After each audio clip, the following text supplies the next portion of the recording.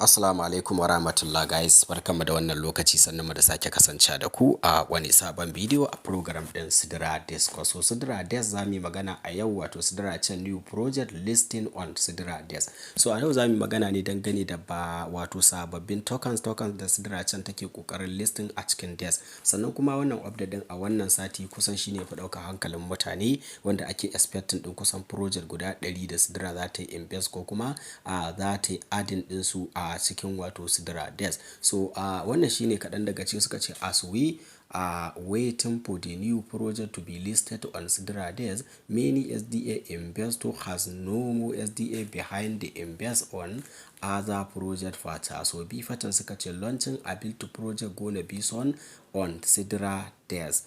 Team working harder on to complete all aspect. So a wannan lokacin to ana kokarin cewa a tabbatar da abin da ya shafi wato wasu sababbin project da za a yi wato investing ɗinsu, ko kuma za a tabbatar da saka su a cikin Desk. Kamar yadda muke ganin wato waɗannan falls ɗin za mu kalli cewa a kowane lokaci su ne ake iya shiga a zaɓa kuma har ma a iya wato trading a kansu. So akwai abubuwa da dama da za mu ke iya zuwa kullum muna duba, wanda yanzu haka kamar yadda kuka sani muna da kusan 100 falls ne wanda suke under wannan project din. So idan muka zo kuma wajen wato tokens din, so za mu kalli cewa su waɗannan tokens din da kuke gani wato su ne waɗanda ake iya wato investing a kansu. Kamar yadda na faɗa muku a yanzu a cikin waɗancan 100 din wato za ku kalli cewa only 76%, so da suna 75 ne, yanzu an sake approval wani daga cikin tokens din nan waɗanda kuna iya trade a kansu. Total volume ɗinsu shine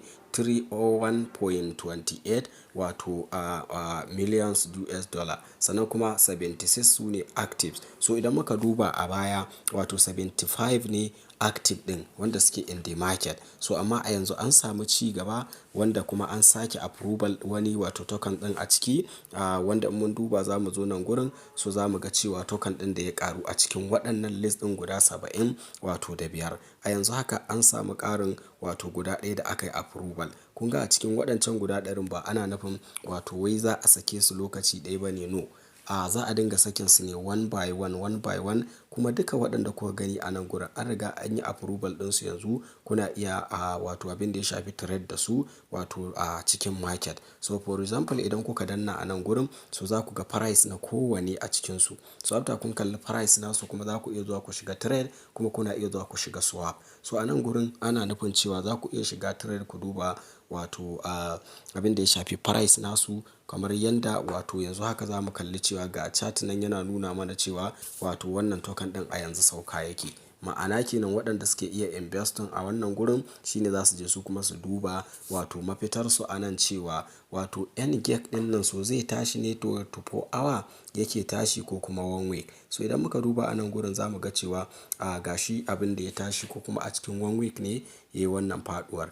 Kun gane? So ga daga inda ya fara kuma har ya zo nan ya faɗi. So amma hakan ma alama na nuna cewa daga nan gurin kuma zai ci gaba da ɗagawa. Don haka yana 1 week, yana 1 year, yana 1 minute. So za ku iya zuwa ku dawo da shi akan 1 minute sai ku ga halin da yake ciki. So this is 1 minute chart a kansa da za ku iya zuwa ku yi analyzing, kuma yana buga wato 75.53%. Ma'ana kenan dukan waɗanda suke cikin tsarin Desk a yanzu suna iya wato yin amfani da waɗannan wato su iya juya Sidra tasu maimakon ajiya da suke yi. A takaice dai waɗannan abubuwan ko kuma wannan trade ɗin ci gaban da aka samu a Sidra shine kuna iya amfani da su wato ta hanyar abin da ya shafi trade ko kuma juya wannan Sidra naku na cikin wallet, maimakon a ce yana ajiye baya ci gaba. So a juya wadda kuke mar kuna iya samun karuwa kuma kuna iya samun raguwa. Don haka da abin da aka ce shi invest ko kuma trade ko yana buƙatar ilimi ne domin kai bincike before a ce ka fara shi. So thank you for watching this video. So anan zan tsaya, mu haɗu da ku a next video.